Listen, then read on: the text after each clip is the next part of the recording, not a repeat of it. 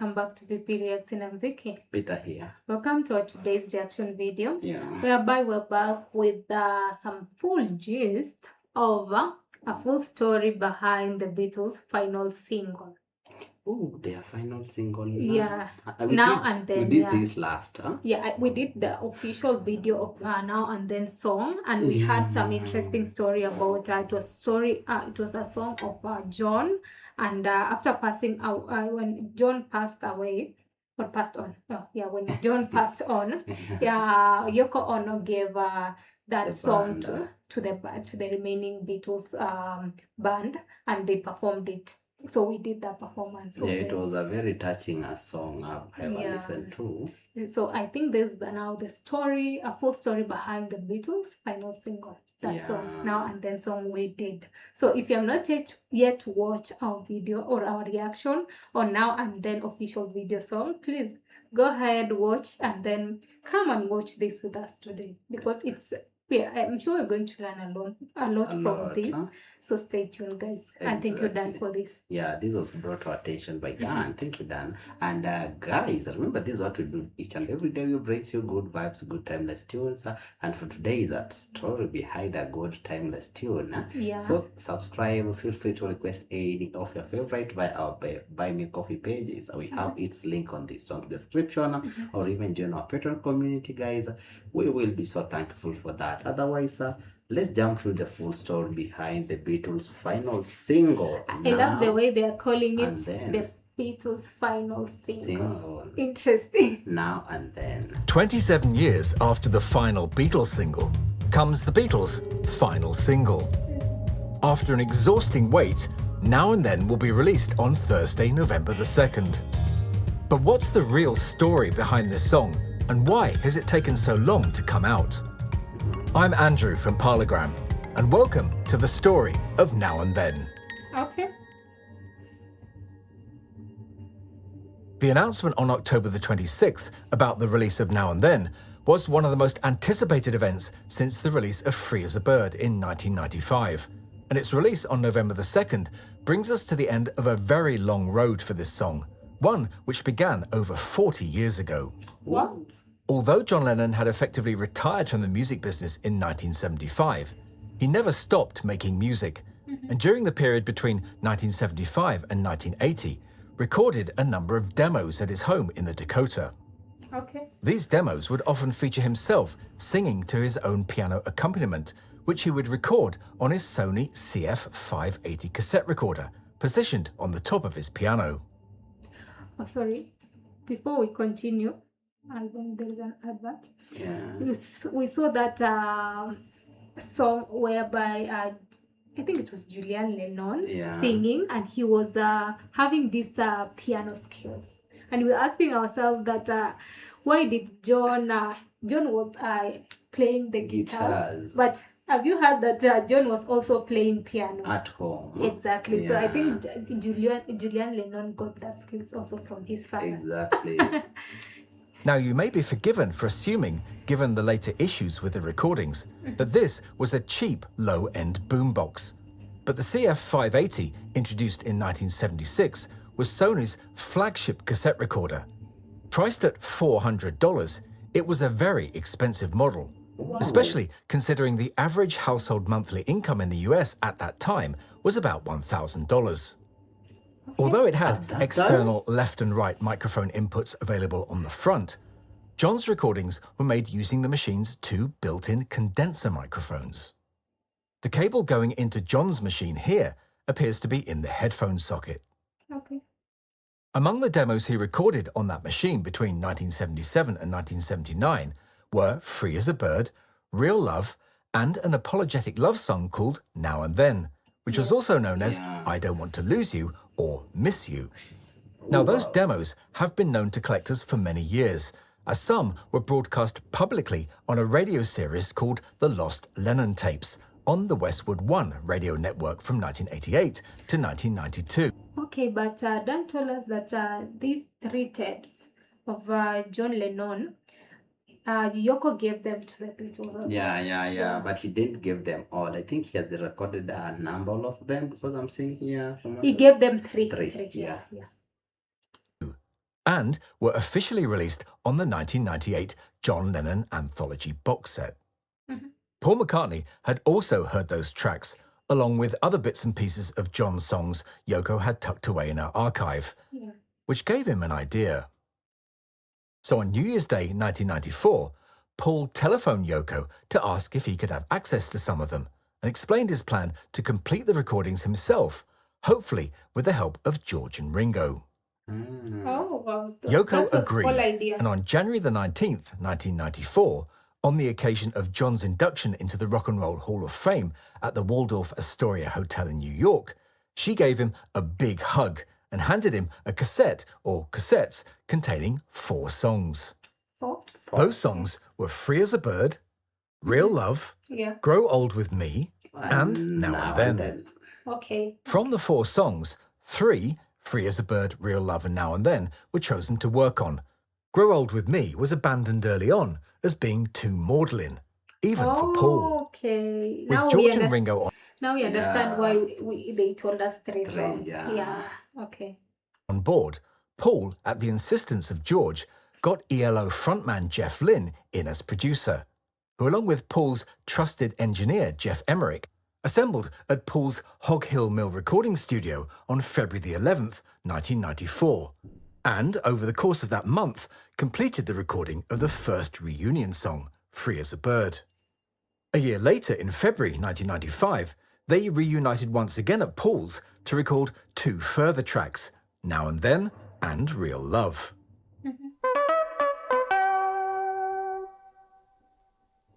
Now, because of the way John had recorded them on that Sony recorder, both his vocal and piano, apart from being fairly low fidelity, were locked in together. And whereas today, AI can and has been used to separate those elements, getting a satisfactory result using 1990s technology was virtually impossible. And despite the best efforts of Jeff Lynne and Geoff Emerick, they struggled to get a satisfactory result. Apart from it being lyrically incomplete, one of the biggest issues with the original demo, which Jeff Lynne hadn't been able to resolve, was a persistent 60-cycle mains hum which ran throughout the track. But despite those issues, Paul, George and Ringo got their heads down and laid down a basic backing track consisting of a bass part from Paul, Ringo's drums and a rhythm guitar part from George. Okay. However, George became frustrated by the track's technical issues and, calling it f***ing rubbish, downed tools and refused to take any further part in it. Touchingly, as part of the promotion for Now and Then, Olivia Harrison said that if he were here today, Danny and her know he would have wholeheartedly joined Paul and Ringo in completing the recording of Now and Then. Yeah. But being a democratic outfit and following the Beatle rule that if one of them didn't agree, they wouldn't do it, they put it aside and moved on to the next song, Real Love, which George liked a lot more and which they managed to complete to everyone's satisfaction. Wow. We like to But despite George's roasting of Now and Then, Paul, even back then, was confident he could bring George round and get everyone back into the studio to complete it at a later date. But as we know, that wasn't to be.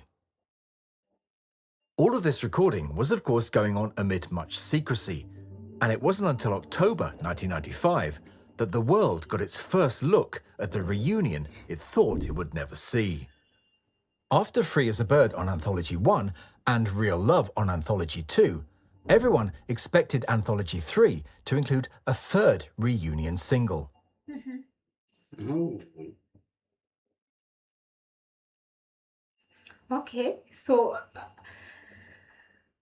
It's getting hot. exactly. So Yeah. at some point, George refused to continue, but at Yeah. least he got into Yeah. the real love. The real Real Love. Real Love. Real Yeah. Love was the second song. Huh? Yeah, but on Now and Then, he was like, "What are these?" Yeah.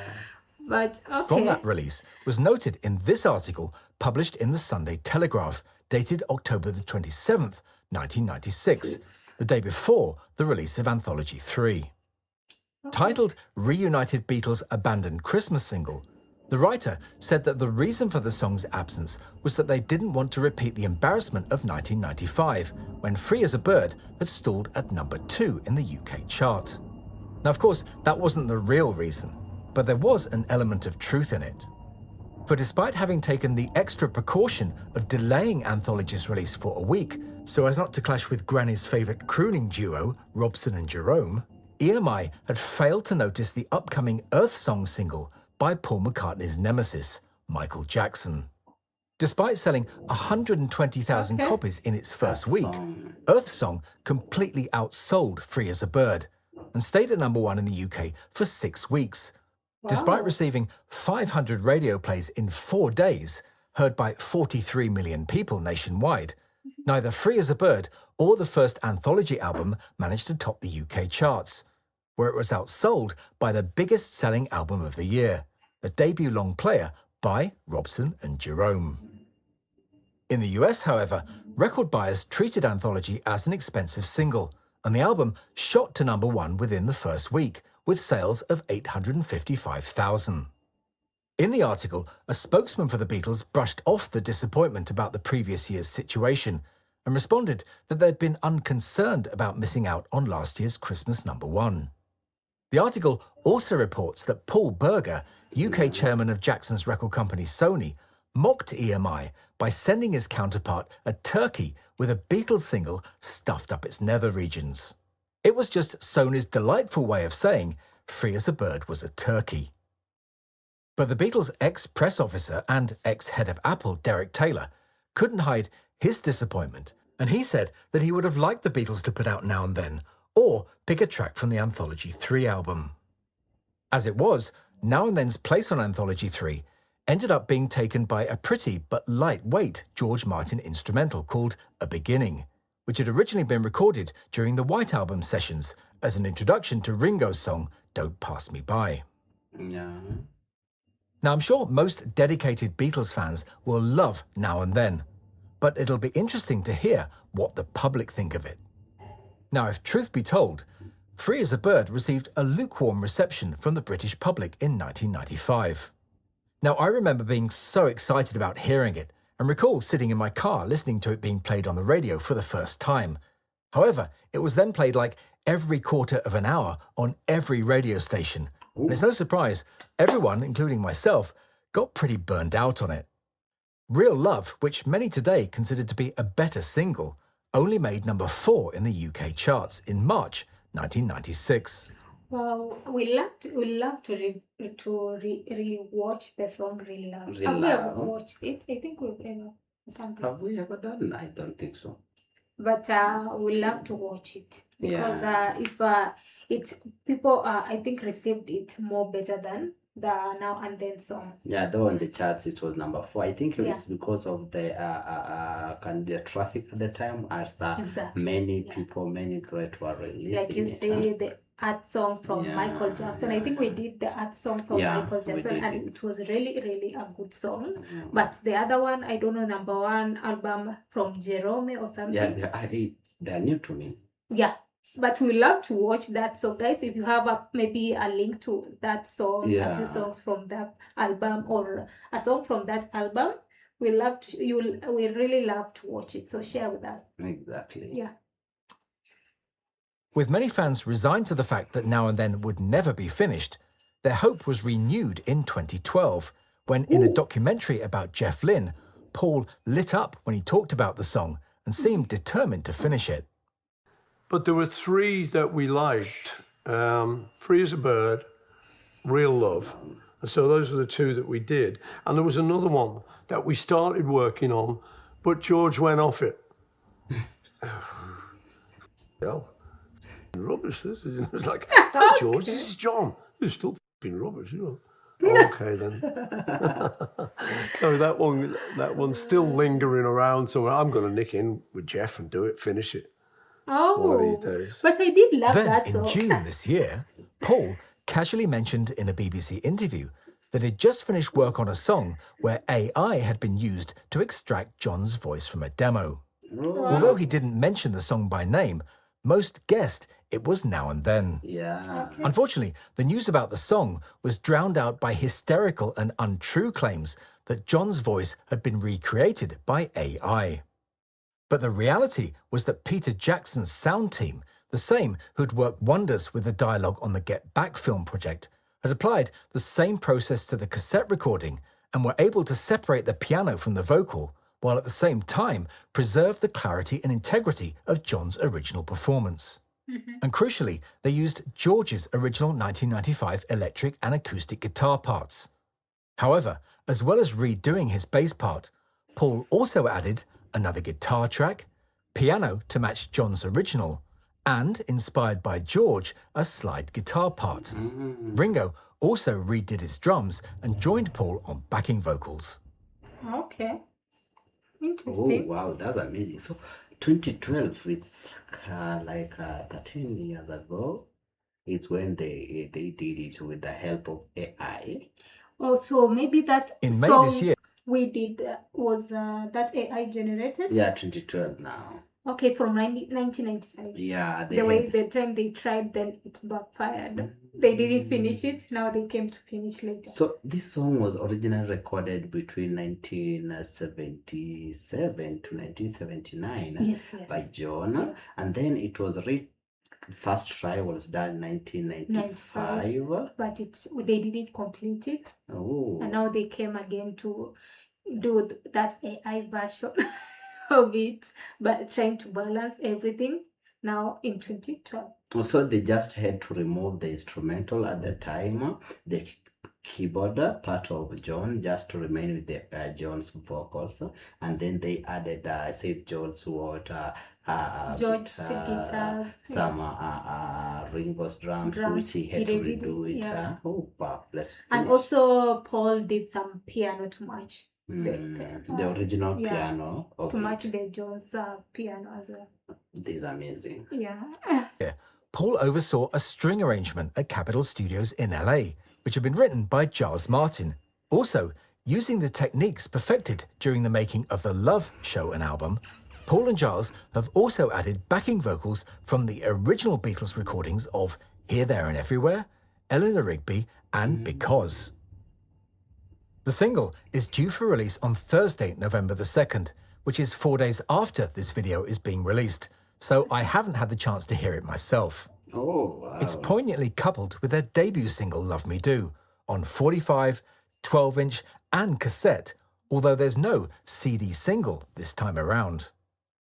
Now, having heard many fan-made versions of Now and Then on YouTube, I'm hoping that the official version will blow me away and that you shouldn't judge a record by its cover. Exactly. Back in 1995, in its review of Free as a Bird, the Daily Telegraph said that, quote, "While it is a strange thrill to hear them together again, the track is no classic and is unlikely to have made it onto any genuine Beatles album."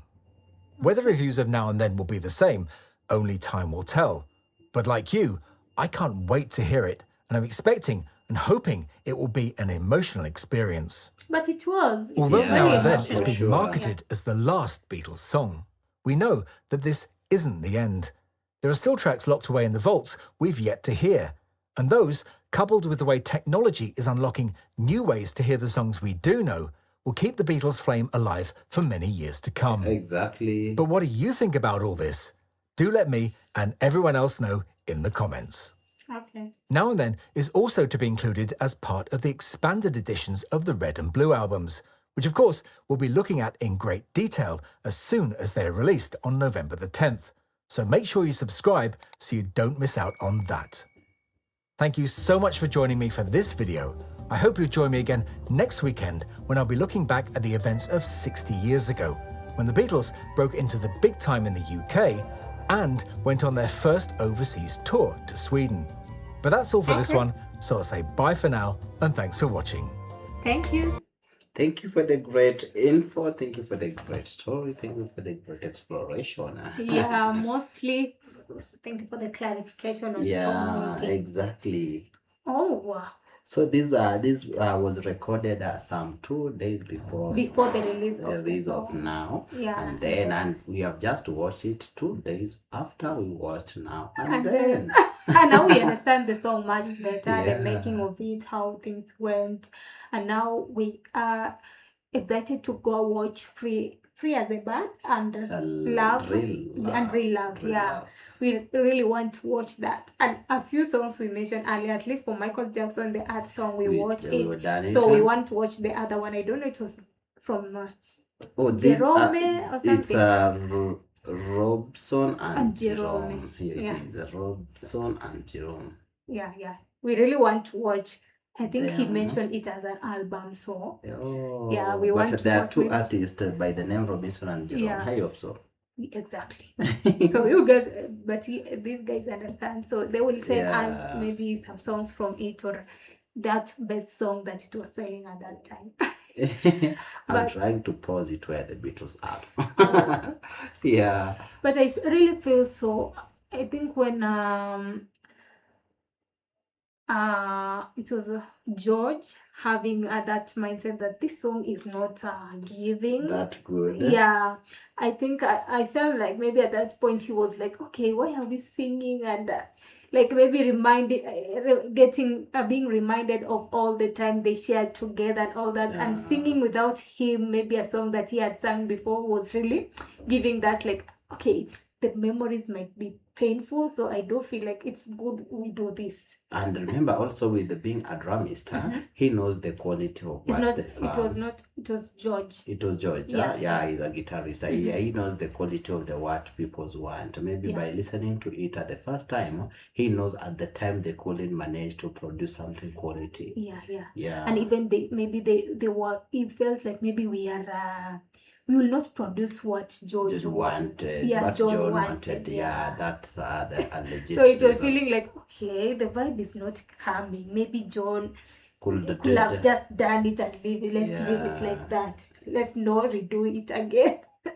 Because I cannot feel like maybe George wanted this and this. So even if he is not here, we'll not know exactly what he wanted. Yeah. But this is a very good story. At least we have now the full story of it, on how it went, how it started until 2012 when it was released. And us in 2025, we did it. So it's such a timeless tune. I didn't imagine it was just released like 2012, a few years ago. I just imagine maybe it was released in the 80s, 90s there. But 2012, okay. Thank you, Dan, for the info. Yeah, this was really amazing. And guys, please share the songs we've just suggested, and we would really appreciate that. Otherwise, stay tuned, subscribe, we are out. add more information, please. Yeah. Bye-bye.